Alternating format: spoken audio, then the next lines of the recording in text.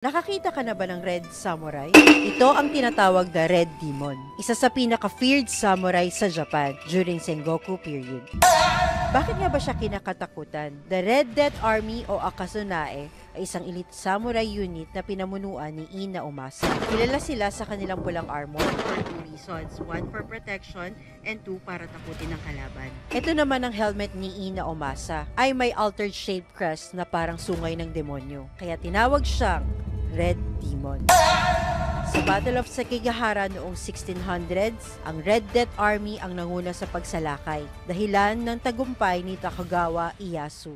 Isang panahon ng kapayapaan na tumagal ng 250 years. Dahil sa kanyang loyalty at tapang, iginawad kay Ina Umasa ang Hikone Domain, kung saan niya tinayo ang Hikone Castle, isang tunay na yaman ng kasaysayan ng Japan. Sabi nga, visiting historical landmarks is like stepping back in time. Kung gusto mong ma-experience ang samurai history up close, visit Hikone Castle in Shiga Prefecture. Mag-enjoy sa breathtaking views ng Lake Biwa, maglakad sa Genkyu-en Garden, at alamin ang kwento ng Red Demon Samurai. This is a must-visit destination for history lovers and travelers alike. This is Ayumi J.